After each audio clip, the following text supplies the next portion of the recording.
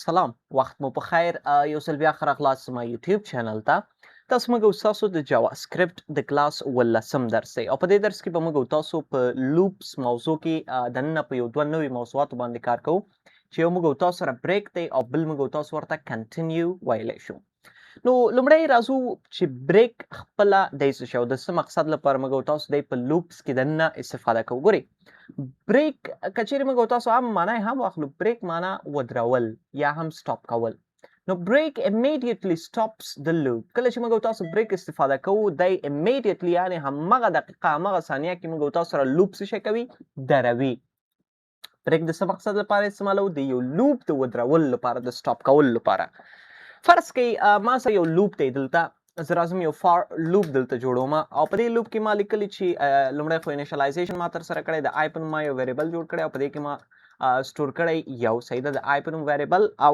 یو مو پکې سټور کړی او ما ورته ویلي چې تر څو آی کم و یا مساوي و له 10 سره نو په هغه حالت کې ته څه کوه آی پلس پلس له آی سره یو ویلیو اډ کوه اوس چې کله زه دغه لوپ چې کوم دی کنسول ته ورکم کنسول ډاټ لاګ او زه دی پرنټ کوم په کنسول کې نو تاسو کتلی شئ د یو څخه شروع تر 10 پورې به موږ او تاسو سره دی څه کېږي پرنټ کېږي خو که چیرې زه غواړم چې دغه لوپ دی 15 کې ودرېږي ډایرکټ دی انسټنټلی په دې کې یو سټاپ راشي نو دغه مقصد لپاره موږ او تاسو کولی شو چې د بریک نه څه وکړو استفاده وکړو نو د دې لپاره به تاسو راځئ کله چې د بریک نه هم استفاده کوئ په دې کې موضوع دا دی چې تاسو به په دې کې دننه د اف نه څه کوئ استفاده کوئ نو زه راځم دغلته پورته زه ورته یم اف یعنې که چېرته څه شی شوی و دغه د آی په نوم چې کوم ویریبل دی دی مساوي شوی و له څو سره له 15 سره نو ته په هغه حالت کې څه شی وکړه موږ او تاسو ورته دلته بیا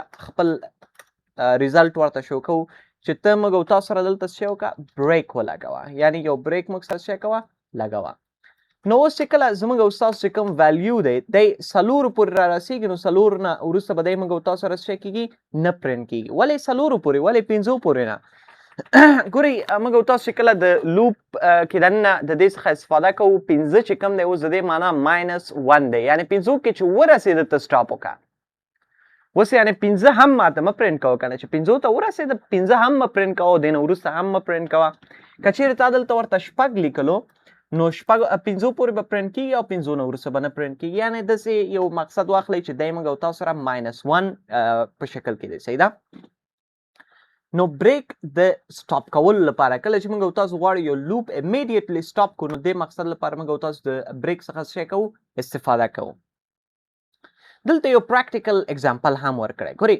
پریکټیکل بریک اگزامپل یې داسې کړی imagine searching for a student ته د یو سټوډنټ لپاره سرچ کوي یو ارې تا سره موجود دی چې په هغې کې د شاګردانو نومونه دي تا سره صحیح ده او ته په دې کې سرچنګ تر سره کوي let دې جوړ کړی let student of students یعنې د فار آف لوپ نه د استفاده کړی د ټولو شاګردانو لست یې اخیستی دی صحیح ده د ارې نه نو په دې حالت کې ته داسې کول غواړې if student is equal to امید کله چې student مساوي شو له امید سره نو ته څه شی وکړه console dot log student found ته console dot log کې دغه واچوه چې student found او لوپ ودروه هغې نه وروسته او په end کې ته console dot log student دلته څه شی کړه پرنټ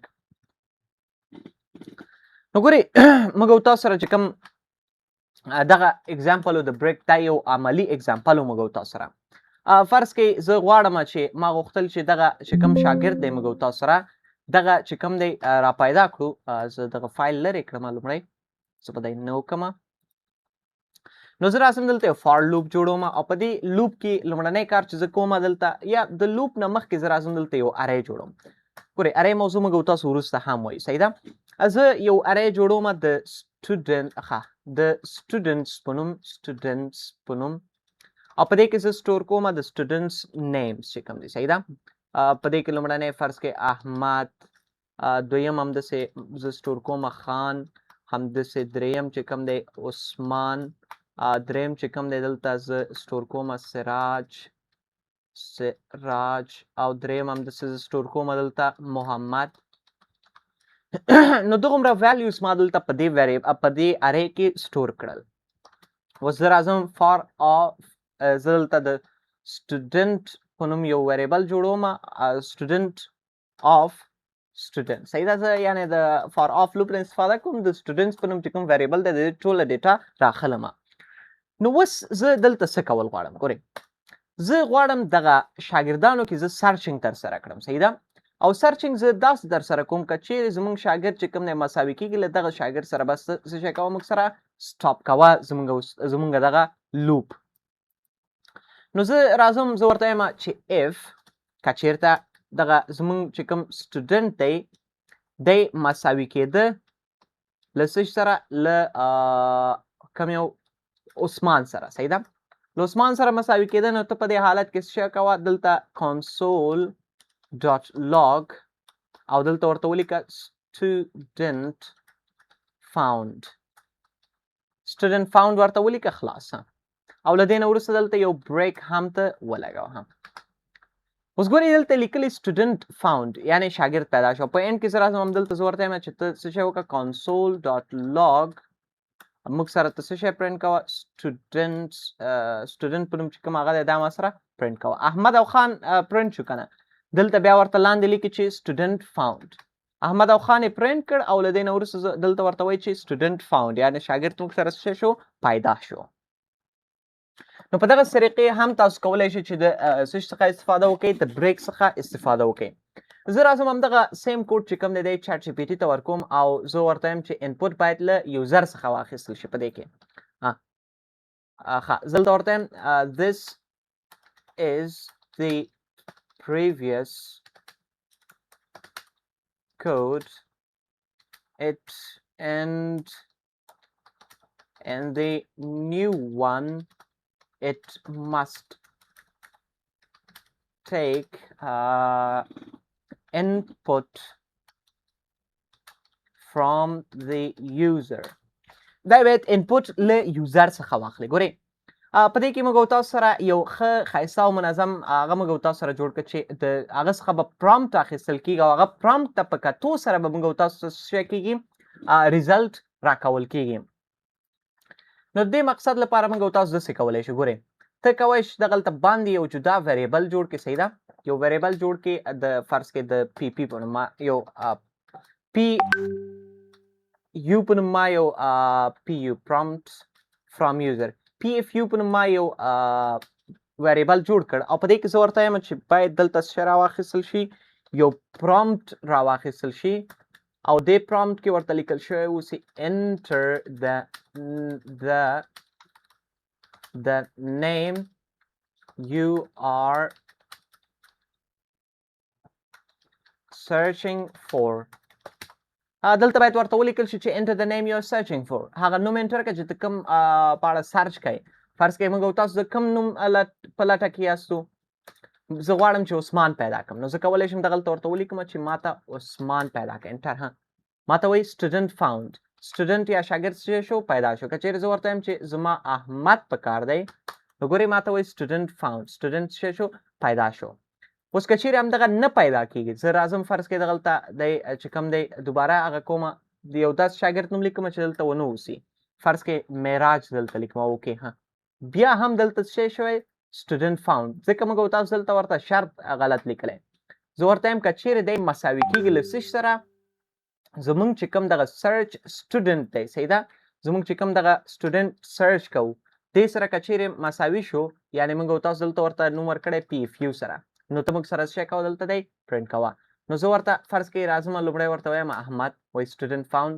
که چیرې زه دی بیا رن کوم او دلته داسې یو نوم ورته لیکم لکه معراج او دی نشته دلته نو هیڅ به هم نه پرنټ کېږي موږ او تاسو سره. نو په دغه طریقې موږ او تاسو کولی شو د بریک څخه په انپوټ اخیستلو کې هم د نه موږ او تاسو څه کولی شو استفاده کولی شو. دا خو شو موږ او تاسو سره دا موضوع چې څنګه موږ او تاسو کولی شو د دې د څه څخه د بریک څخه استفاده وکړو. اوس د کنټینیو او بریک ترمنځ فرق څه دی؟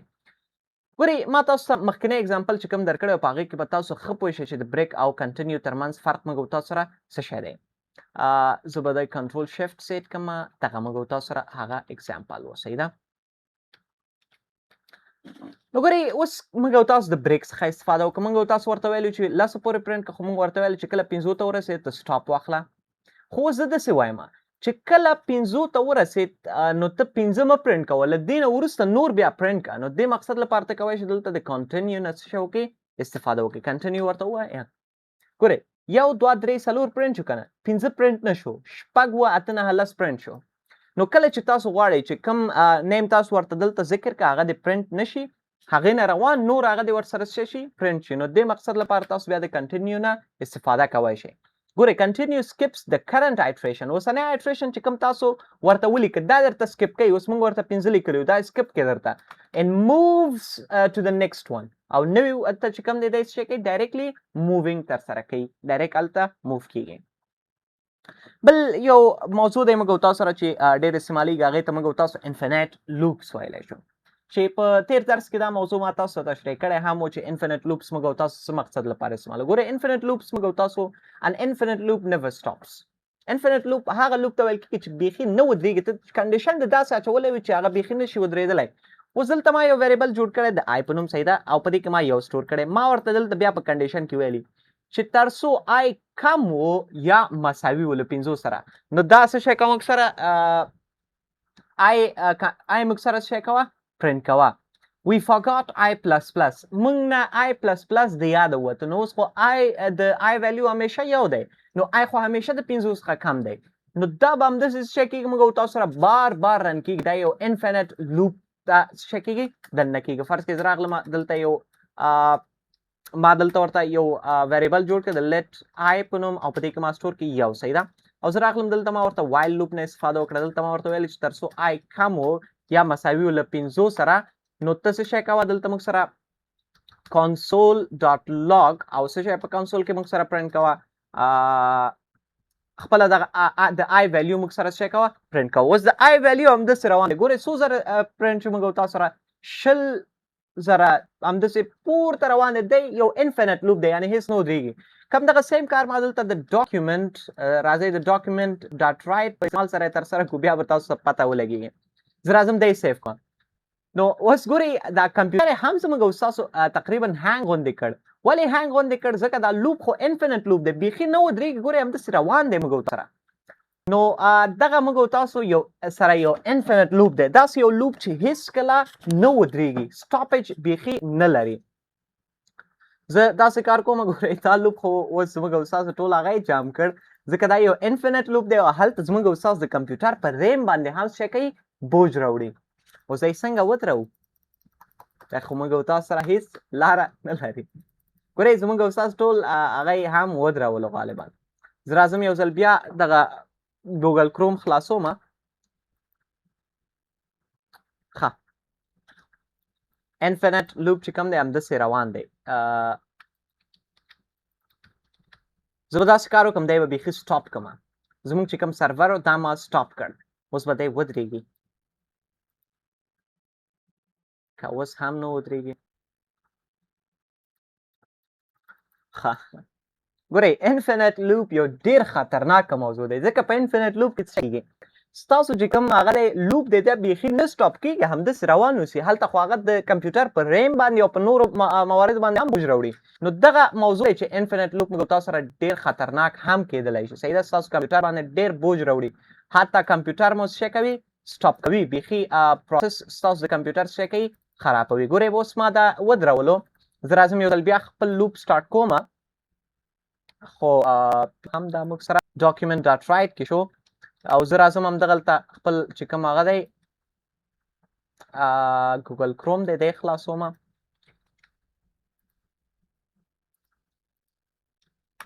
هلته یې موږ او تاسو سره انفینټ لوپ شروع کړ، نو هغه یې هم موږ او تاسو سره جام کړ. ګورئ زه به داسې کار وکړم، همدغه زموږ او ستاسو چې کوم کوډ دی دې ته به راشو. دی خو ښه دی چې ما سټاپ کړ، کنې دی هم موږ او ستاسو لپاره نه ودرېده. اوس زه راځم داسې کار کوو، داسې کار ترسره کوو چې لږ زموږ او ستاسو لپاره اسانه شي.